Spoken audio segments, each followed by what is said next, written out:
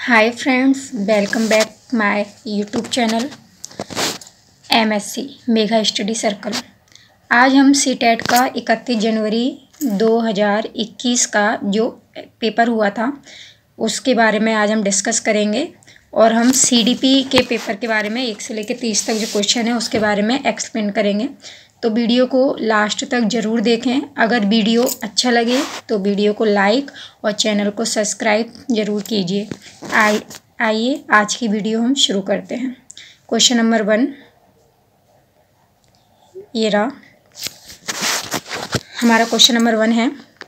एक खेल क्रिया के दौरान चोट लगने पर रोहन रोने लगा।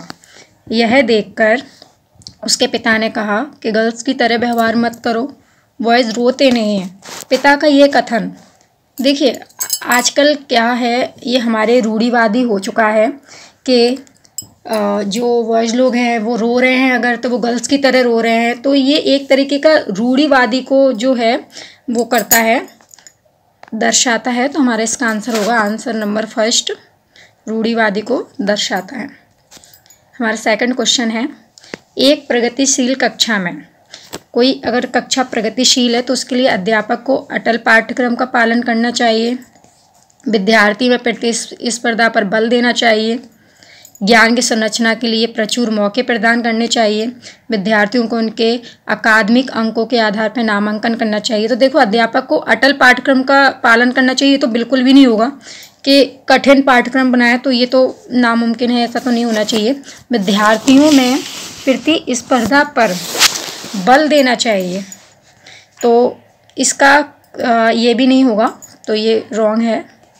हमारा तीसरा है कि ज्ञान की संरचना के लिए प्रचुर मौके, ये बिल्कुल सही है। देखिए, एक प्रगतिशील कक्षा के लिए है ना, स्टूडेंट जो होता है, जो छात्र होता है, उसका एक्टिव होना बहुत ज़रूरी है। तो इसका तीसरा आंसर, तीसरा वाला ऑप्शन करेक्ट होगा। अब हम तीसरे क्वेश्चन पे आते हैं।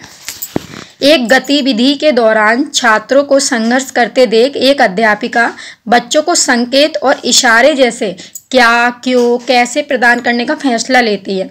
लैब वाइगोस्की के सिद्धांत के अनुसार अध्यापिका की यह योजना, देखो अगर हम किसी बच्चे को क्वेश्चन पढ़ाते समय किसी आंसर के लिए हिंट दे रहे हैं तो वो हिंट का मतलब ये नहीं है कि हम बच्चों को है ना मतलब निष्प्रेरित कर रहे हैं या फिर ऐसा कुछ नहीं होता है। तो इसका हमारा करेक्ट आंसर होगा कि हम अधिगम की प्रक्रिया में अर्थहीन, मतलब ऐसा नहीं है कि ये अधिगम की प्रक्रिया में कुछ या तो अनुप्रेरित करेगी बालक को या निष्प्रेरित करेगी या फिर आधारभूत संरचना, ऐसा कुछ भी नहीं है। इसका आंसर होगा करेक्ट कि अधिगम के लिए आधारभूत संरचना का काम करेगी। इसका फोर्थ, थर्ड और फर्स्ट नहीं होगा, ठीक है। हमारा चौथा क्वेश्चन है, बच्चों के सामाजिकरण के संदर्भ में कौन सा कथन सही है।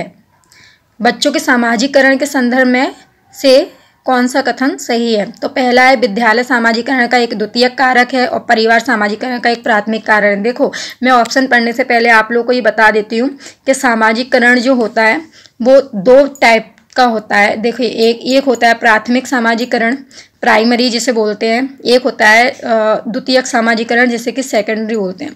प्राइमरी जो सामाजिकरण होता है उसमें आती है फैमिली, ठीक है, और जो द्वितीयक सामाजिकरण होता है उसमें आता है स्कूल और हमारे जो पीयर्स होते हैं वो उसमें आते हैं, ठीक है। तो हम इसमें क्या है कि विद्यालय सामाजिकरण का एक द्वितीयक कारक है और परिवार सामाजिकरण का प्राथमिक कारक है। तो देखिए, ये बात हमें सही लग रही है कि जो परिवार है वो प्राथमिक है और जो विद्यालय है वो द्वितीयक है, ये हमें सही लग रहा है। अभी हम नीचे और चलेंगे तो दूसरा हमारा ऑप्शन है कि विद्यालय सामाजिक का प्राथमिक कारक है और समैक्षिक सामाजिक का द्वितीयक कारक है। देखिए, विद्यालय सामाजिक का प्राथमिक हो गया तो ये तो गलत ही हो गया है। समकक्षी सामाजिक के प्राथमिक कारण है, परिवार द्वितीयक कारक है तो ये भी गलत हो गया है। परिवार एवं जनसंचार दोनों सामाजिक के द्वितीयक कारक हैं तो ये तो पूरी तरीके से ही गलत है। तो हमारा सही ऑप्शन होगा ऑप्शन नंबर फर्स्ट। हम 5वें क्वेश्चन पे आते हैं। बहुबुद्धि का सिद्धांत जोर देता है। जो बहुबुद्धि का सिद्धांत है वो किस बात पे जोर देता है।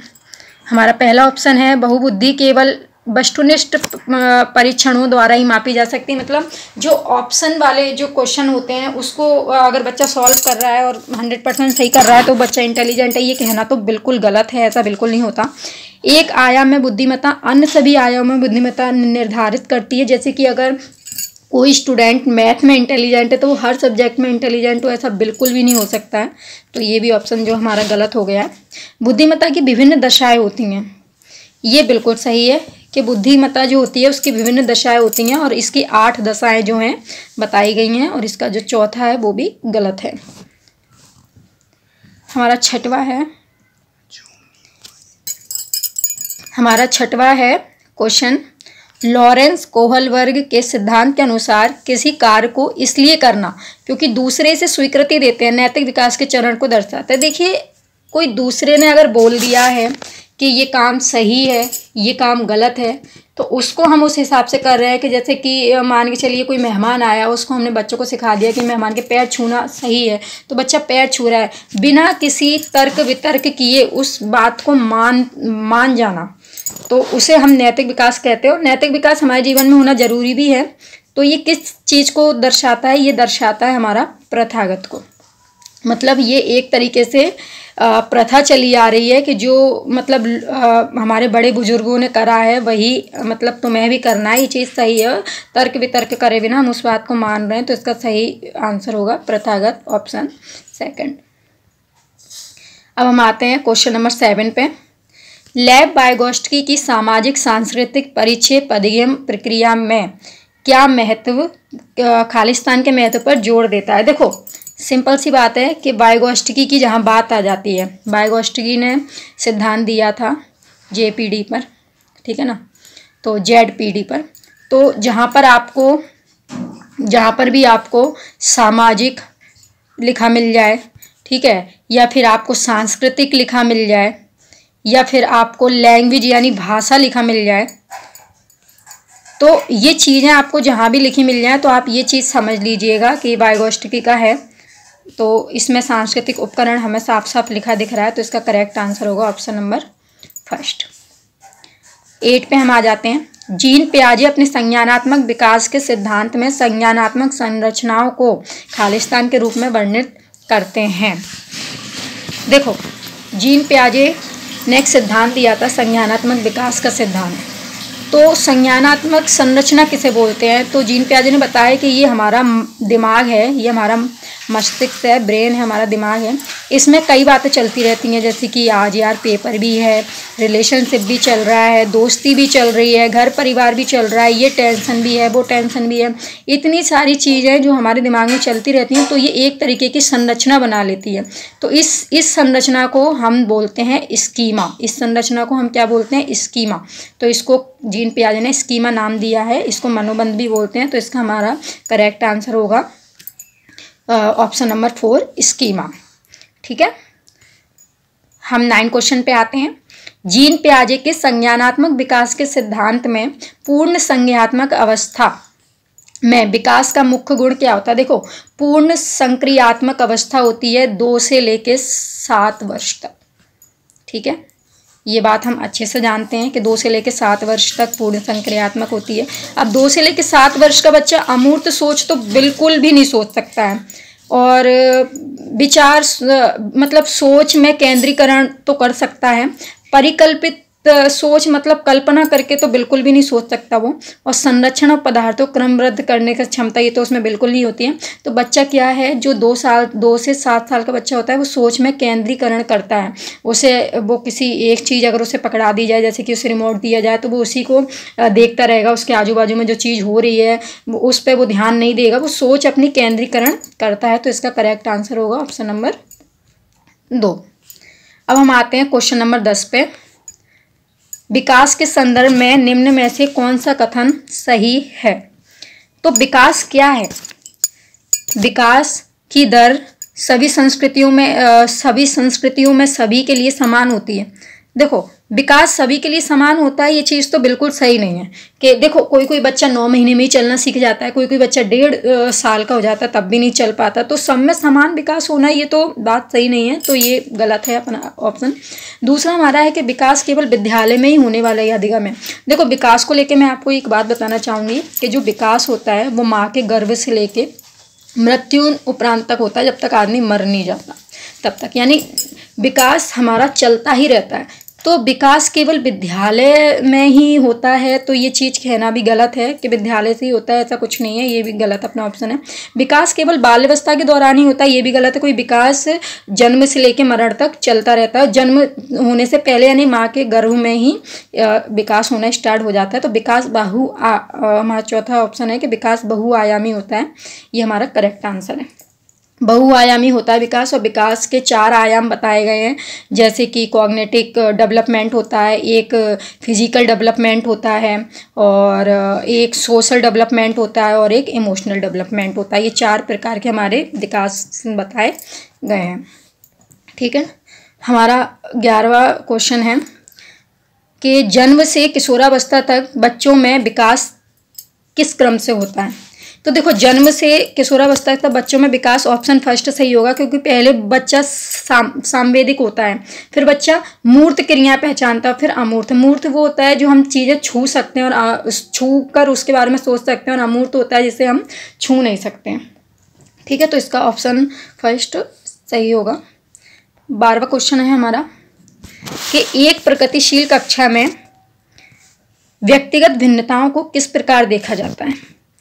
एक प्रगतिशील कक्षा में व्यक्तिगत भिन्नताओं को किस प्रकार देखा जाता है। तो अधिगम की प्रक्रिया में बाधा, अधिगम के पक्ष में असफलता, ये भी नहीं होगा इसका, ये भी नहीं होगा। योग्यता आधारित समूह बनाने का मापदंड, ये भी नहीं होगा। चौथा हमारा अध्यापन अधिगम प्रक्रिया की परियोजना के लिए महत्वपूर्ण, ये इसका करेक्ट आंसर होगा। ठीक है, अगर किसी मतलब जो हमारी प्रगतिशील कक्षा में जो विद्यार्थियों जो व्यक्तिगत भिन्नता होती हैं उसको किस प्रकार से देखा जाता है, उसको देखा जाता है हमारे कि अध्यापन अधिगम प्रक्रिया की परियोजना के लिए महत्वपूर्ण होता है। ठीक है, तो हमारा 13वां क्वेश्चन है एक समावेशी कक्षा में ये खाली स्थान पे जोड़ देना चाहिए।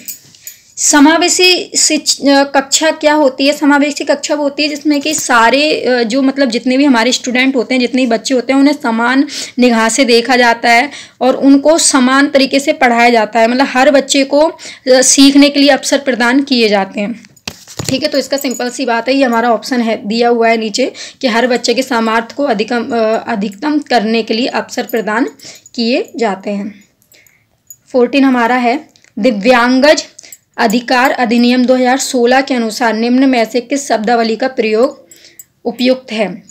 तो जो दिव्यांगज अधिकार अधिनियम 2016 हुआ था उसके अनुसार निम्न में से किस शब्दावली का प्रयोग उपयुक्त है, तो इसका सही आंसर होगा।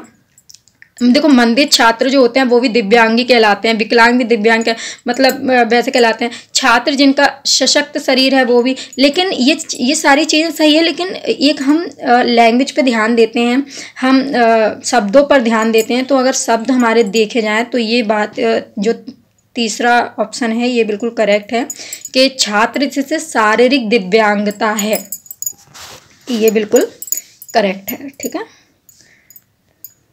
अगर आपको इन क्वेश्चनों के आंसर पहले से ही पता है तो आप मेरे कमेंट बॉक्स में कमेंट करके अपने सही जवाब बता सकते हैं, और इससे ये पता चलेगा कि किसको कितना पता है पहले से। ठीक है, तो हम आगे बढ़ते हैं।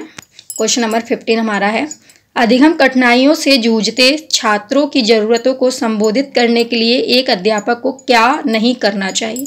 क्या नहीं करना चाहिए, इस चीज़ का हमें बिल्कुल क्वेश्चन में ध्यान रखना है कि क्या नहीं करना चाहिए पूछा है। तो देखो जो बच्चा अधिगम के लिए कठिनाइयाँ झेल रहा है, उसे कोई चीज़ हम समझा रहे हैं, अध्यापक समझा रहे हैं तो समझ में नहीं आ रहा है, तो अध्यापक को क्या नहीं करना चाहिए। द्रव्य श्रव्य सामग्री का इस्तेमाल भैया ये तो उसको करना चाहिए, ये तो बात बिल्कुल सही है। संरचनात्मक शिक्षा शास्त्रीय उपागम का इस्तेमाल ये भी भैया उसको करना चाहिए टीचर को अच्छे से समझाने के लिए।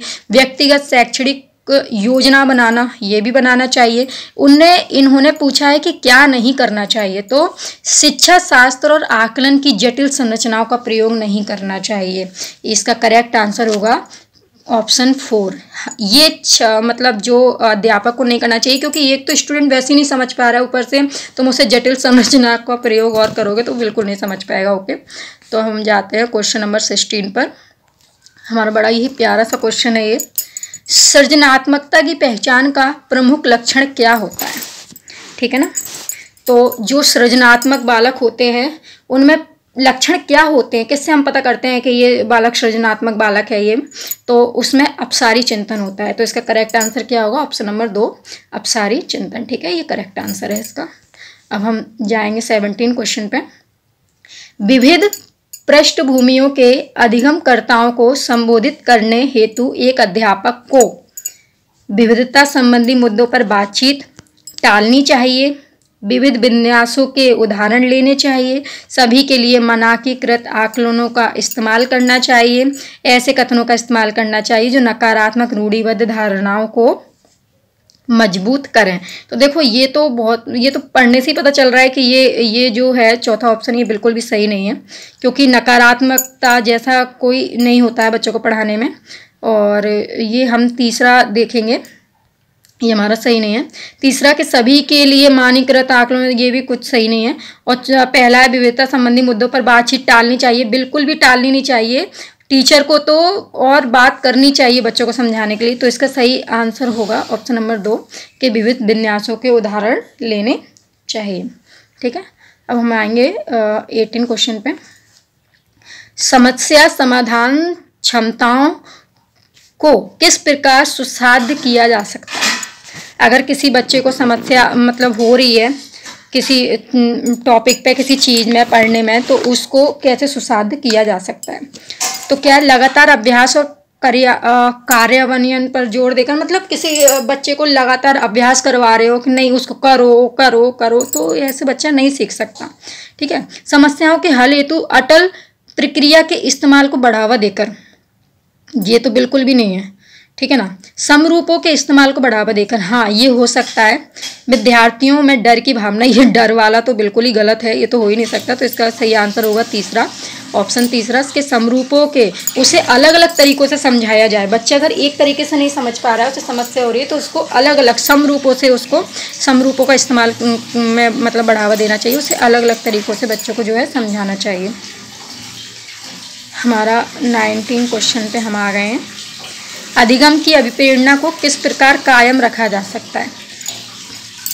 जो कक्षा होती है उसमें बच्चा सीखता रहे, जो अधिगम की अभिप्रेरणा, जो मतलब उसे सीखने को हम मोटिवेट करते हैं बच्चों को, तो वो कायम कैसे रखना चाहिए, कैसे रखा जा सकता है? तो बच्चे को दंड देकर तो बच्चे को नहीं सिखाया जा सकता। प्रवीणता अभिमुखी लक्ष्यों पर जोर देकर, बच्चों को बहुत आसान क्रियाकलाप देकर, यंत्रवत याद करने पर जोर देकर। यंत्रवत तो याद करने पर बच्चों को जोर दो बच्चा सीख जाए, ऐसा कुछ नहीं होता। बच्चों को बहुत आसान क्रियाकलाप देकर भी बच्चों को नहीं सिखाया जा सकता, उन्हें मोटिवेट नहीं किया जा सकता। हाँ, प्रवीणता अभिमुखी लक्ष्यों पर जोर देकर बच्चों को मोटिवेट किया जा सकता है, और मतलब जो अधिगम अभिप्रेरणा को है क्लास में कायम रखा जा सकता है। हमारा 20 क्वेश्चन है, 20 नंबर का। शर्मिंदगी का संज्ञान से कोई संबंध नहीं है, या फिर शर्मिंदगी का संज्ञान पर नकारात्मक प्रभाव पड़ सकता है। हाँ, अगर बच्चे में शर्मिंदगी आ गई है तो बच्चे, संज्ञान यानी होता है सीखना, अगर वो बच्चे में शर्मिंदगी आ गई है तो बच्चे को सीखने में नकारात्मकता का जो है बच्चे को प्रभाव पड़ सकता है। बच्चा सीख नहीं पाएगा अगर उसमें शर्मिंदगी आ गई तो इसका सेकंड ऑप्शन सही है कि बच्चों को अनुभूति, ये भी गलत है, और ये भी जो है इसका ऑप्शन सही नहीं है। तो इसका करेक्ट आंसर है ऑप्शन नंबर 2। ठीक है, हम आएंगे 21 क्वेश्चन पे।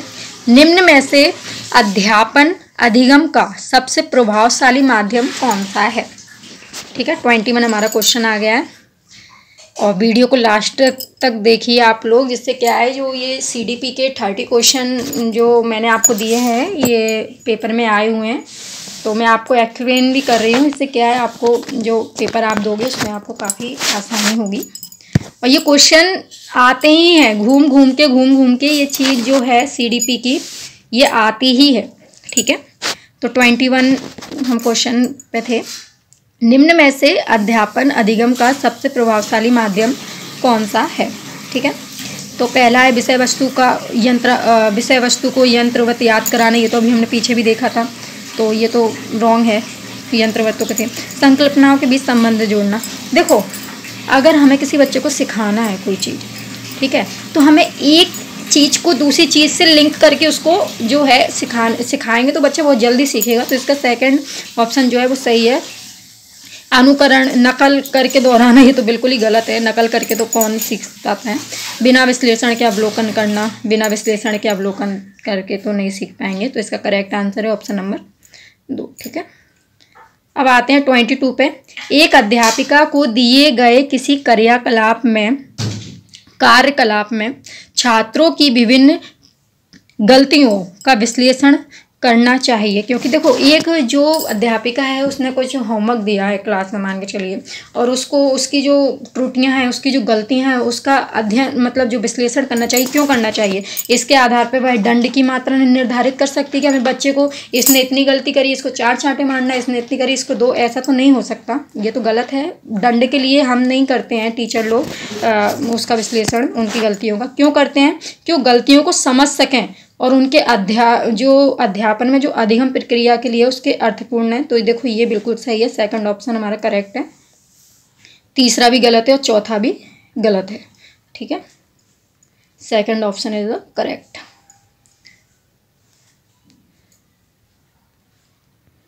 अब हम आते हैं 23 पर। बच्चों को सीखने में कठिनाई होती है जब सूचना अलग अलग टुकड़ों में प्रस्तुत की जाए। ठीक है ना, जब सूचना अलग अलग टुकड़ों में प्रस्तुत की जाती है कि आज कुछ और पढ़ा दिया और कल कुछ और पढ़ा दिया, फिर जो आज पढ़ा है उसका बचा हुआ परसों पढ़ा दिया, फिर जो कल पढ़ा है उसका बचा हुआ 4 दिन बाद पढ़ा दिया। मतलब सूचना को अलग अलग टुकड़ों में अगर प्रस्तुत किया जाए तो बच्चे को सीखने में बहुत ही प्रॉब्लम होगी। तो इसका फर्स्ट ऑप्शन सही है, करेक्ट है हमारा। 24 पे हम आ जाते हैं। अधिगम की सर्वोत्तम अवस्था कौन सी है? ठीक है, तो उच्च उत्तेजना, उच्च भय। देखो, बच्चे में अगर सीखने की उत्तेजना है और लेकिन साथ साथ में भय भी है तो बच्चा नहीं सीख पाएगा। निम्न उत्तेजना, उच्च भय। अगर बच्चे में कम सीखने की चाह है और भय ज़्यादा है तो भी बच्चा नहीं सीख पाएगा। संतुलित उत्तेजना, कोई भय नहीं। अगर बच्चे में ये उत्तेजना संतुलित है कि हाँ मुझे सीखना है और भय, किसी भी प्रकार का भय नहीं है, तो बच्चा सीख लेगा। तो तीसरा जो ऑप्शन है वो करेक्ट है। ठीक है, अब हम चलते हैं 25 पर। क्वेश्चन नंबर 25 है हमारा। अधिगम का संरचनात्मक विचार यह सुझाव देता है कि ज्ञान की संरचना में बच्चों की कोई भूमिका नहीं होती। अरे, जब ज्ञान की बात चली तो फिर बच्चों की भूमिका क्यों नहीं होगी? तो ये तो गलत हो गया। बच्चे पूर्ण रूप से वयस्कों पर निर्भर रहते हैं, ऐसा तो बिल्कुल भी नहीं है। क्यों रहेंगे? ये भी गलत है। बच्चे सक्रिय भूमिका निभाते हैं, करेक्ट, ये तीसरा है। जहाँ बच्चा एक्टिव है वहाँ ज्ञान मतलब वहाँ संज्ञान अपने आप होता है, जहाँ बच्चा एक्टिव है। अगर ज्ञान की, संज्ञान की, अधिगम की बातें चल रही है तो बच्चा जहाँ एक्टिव है और बच्चा जहाँ सक्रिय भूमिका निभा रहा है वो ऑप्शन हमेशा सही रहता है। ठीक है, बच्चे पूर्ण रूप से पाठ्यक्रम पर निर्भर रहते हैं, ये तो बिल्कुल गलत है। तो हमारा करेक्ट आंसर है ऑप्शन नंबर 3। 26 है। अधिगम के लिए निम्न में से कौन सी धारणा उपयुक्त है? ठीक है, पहला योग्यता सुधार है, योग्यता अटल है, प्रयासों के लिए कोई फर्क नहीं पड़ता, असफलता अनियंत्रण है। तो इसका हमारा होगा option number first is correct answer, योग्यता सुधार है। ठीक है, अब हम आते हैं 27 पर। निम्नलिखित में से कौन सी परिपाटी विद्यार्थियों में संकल्पना समझ में बढ़ोतरी करने में सहायक है? ठीक है, तो इसका हमारा होगा ऑप्शन नंबर 4, अन्वेषण और संवाद। 28 पे हम आते हैं। एक कार्य के दौरान सायना स्वयं से बात कर रही है कि वह कार्य पर किस प्रकार प्रगति कर सकती है। लेव वाइगोत्स्की के विकास और चिंतन सोच के बारे में दिए गए विचारों के अनुसार इस तरह का व्यक्तिगत वाक्य क्या दर्शाता है? ठीक है। तो अगर साइना को कोई प्रोजेक्ट दिया हुआ है स्कूल में कि इसको ऐसे करो, तो वो अपने आप से बात करे, यार इसको ऐसे करूँ या ऐसे करूँ, कैसे करूँ। तो ये व्यक्तिगत जो वाक वो अपने आप से बातें कर रही है, ये किस चीज़ को दर्शाता है? तो इसका सेकंड ऑप्शन करेक्ट होगा कि स्वहा नियमन। ठीक है। अब हमारा है 29 क्वेश्चन। 29 क्वेश्चन क्या बोल रहा है कि मूल्यांकन पद्धतियों का लक्ष्य होना चाहिए। मूल्यांकन पद्धतियों तक जो पद्धति होती है उसका लक्ष्य क्या होना चाहिए? विद्यार्थियों की जरूरतों एवं आवश्यकताओं की पहचान करना, ये करेक्ट आंसर है। इसमें तो कुछ ऊपर नीचे है ही नहीं। ठीक है ना। हम सब जानते हैं कि लक्ष्य क्या होता है, विद्यार्थियों की जरूरतों एवं आवश्यकताओं की पहचान करना। अब हम आ गए हैं क्वेश्चन नंबर 30 पे, और ये हमारा लास्ट क्वेश्चन है आज का। और मुझे बहुत ही खुशी हो रही है कि आपने वीडियो को पूरा देखा है और हम इस लास्ट क्वेश्चन पे पहुंच गए हैं। तो चलिए इस लास्ट क्वेश्चन को भी हम जल्दी से कंप्लीट कर लेते हैं। हमारा 30 क्वेश्चन है, बच्चों के विकास की व्यक्तिगत विभिन्नताओं को किस प्रकार प्रतिरूपित किया जा सकता है? ठीक है, ये हमारा क्वेश्चन है और इसका हमारा करेक्ट आंसर है क्वेश्चन ऑप्शन नंबर 4, आनुवांशिकता एवं पर्यावरण की पारस्परिकता पर। ठीक है।